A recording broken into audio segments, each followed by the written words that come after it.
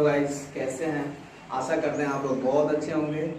आज मैं आप लोगों के लिए जीएस की सीरीज में आपके लिए मैं कॉमनवेल्थ गेम से कुछ महत्वपूर्ण टॉपिक्स को लेके आया हूं, जिससे मैं आपके सामने बताना चाहूँगा और उसके अच्छे अच्छे टॉपिक्स को मैं यहाँ एक्सप्लेन करूँगा, जिससे जो भी इससे रिलेटेड परीक्षा में प्रश्न आते हैं वो सारे प्रश्न आपके कवर होंगे आज के टॉपिक में। तो कॉमनवेल्थ गेम में ये जो इम्पोर्टेंट प्रश्नों की मैं सीरीज और उसकी कड़ी लेके आया हूँ, प्लीज़ उसको ध्यान से देखें और इसमें सारी जो बारीकियां हैं उसको क्लियर समझने का प्रयास करें।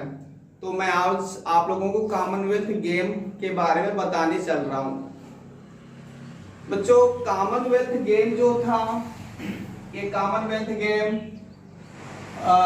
इसका मुख्यालय कहाँ पे है? लंदन में है। इसका मुख्यालय लंदन में है, लंदन एम्पायर में है, ठीक है। और इस गेम का जन्मदाता ब्रिटेन को ही कहा जाता है। और इस जो कॉमनवेल्थ गेम है, कॉमनवेल्थ गेम को आप राष्ट्रमंडल खेल भी कहते हैं। राष्ट्रमंडल खेल, इन्हें राष्ट्रमंडल खेल कहते हैं। इनका एक नाम राष्ट्रकुल खेल भी है और प्रारंभ में इन्हें इन सब नामों से जाना जाता था, ठीक है। तो अभी भी इन्हें कॉमनवेल्थ गेम या राष्ट्रमंडल खेल कहा जाता है। और राष्ट्रमंडल खेलों में जो प्रतिभागी देश होते हैं, वैसे तो प्रतिभागी देशों की संख्या टोटल 71 है, लेकिन मैं आपको बताऊं राष्ट्रमंडल या कॉमनवेल्थ के जो टोटल मेंबर कंट्री हैं, सदस्य देश हैं, वो हैं 54 सदस्य देश हैं राष्ट्रमंडल में, लेकिन देश भाग लेते हैं 71 कंट्री इसमें भाग लेती हैं। और राष्ट्रमंडल देशों का थोड़ा सा मैं इतिहास आपको बताऊं।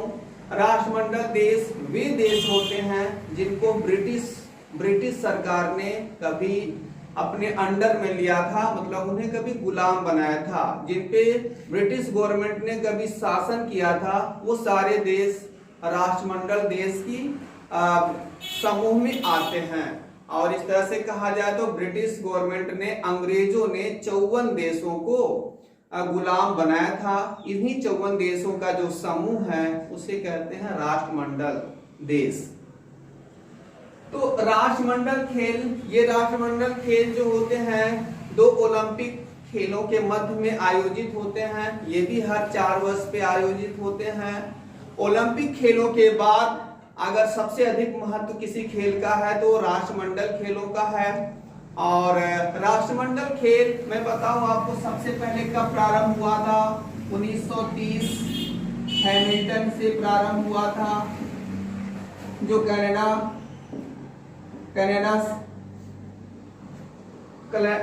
में स्थित है। हैमिल्टन पहला आयोजन हैमिल्टन में हुआ था, जिसमें भारत ने भाग नहीं लिया था। और जब दूसरा कॉमनवेल्थ गेम 1934 में हुआ था, तो उसमें दूसरे कॉमनवेल्थ गेम में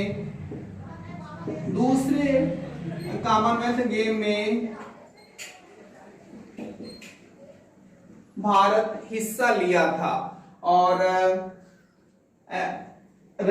एक पहले खिलाड़ी जो थे, रशीद अनवर करके एक खिलाड़ी थे, जिन्हें ऐसा कहा जाता है कि ये पहले पदक विजेता थे। उसके बाद भारत निरंतर इसमें भाग लेता रहा और नई ऊंचाइयों को छूता रहा।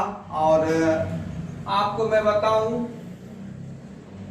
कॉमनवेल्थ गेम से संबंधित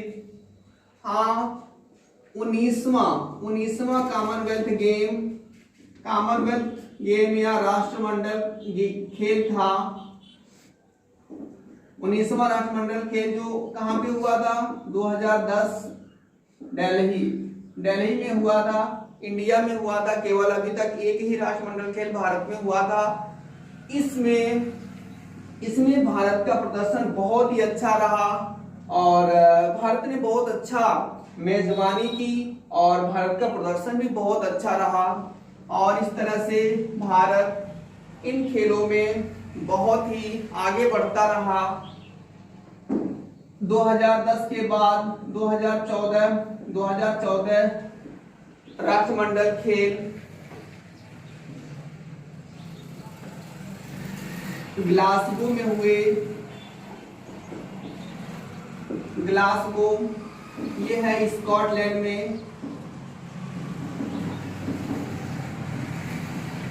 ये स्कॉटलैंड में पड़ता है। सॉरी 2040 नहीं 2014 और अगला राष्ट्रमंडल खेल इसके 4 साल बाद पड़े थे 2018, जो कहां पे हुए थे?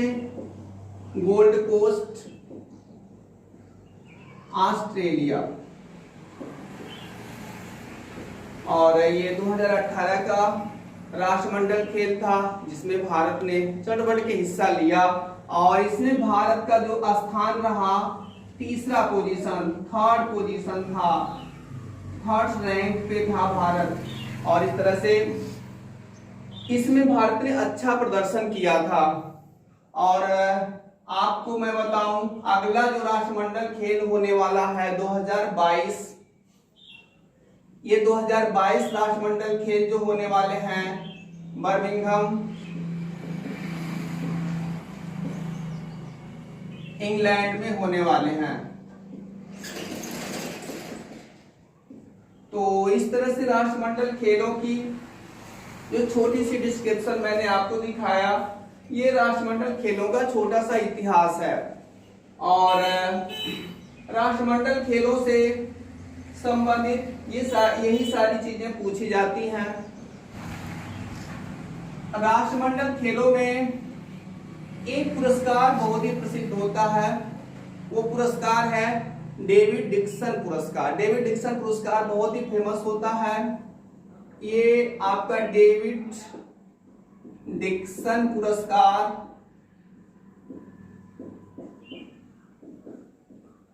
2002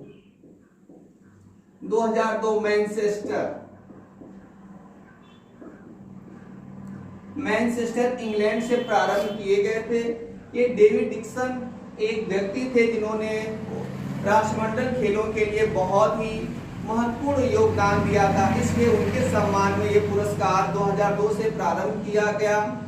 और ये पुरस्कार उनको दिया जाता है, उस खिलाड़ी को दिया जाता है जो पूरे खेल में अच्छा प्रदर्शन करता है। इस तरह से मैंने आपको राष्ट्रमंडल खेलों से जुड़ी इम्पोर्टेंट और अच्छी चीजों को बताया और इसको कंप्लीट देख लें। राष्ट्रमंडल खेलों से संबंधित जो भी प्रश्न आएंगे लगभग यहीं से तय होंगे, मुझे पूरी तरह से विश्वास है इस चीज का। और अगर आपको वीडियो अच्छा लगता है तो चैनल को जरूर सब्सक्राइब करें जिससे आने वाली वीडियो पहले आप तक पहुंचे। धन्यवाद।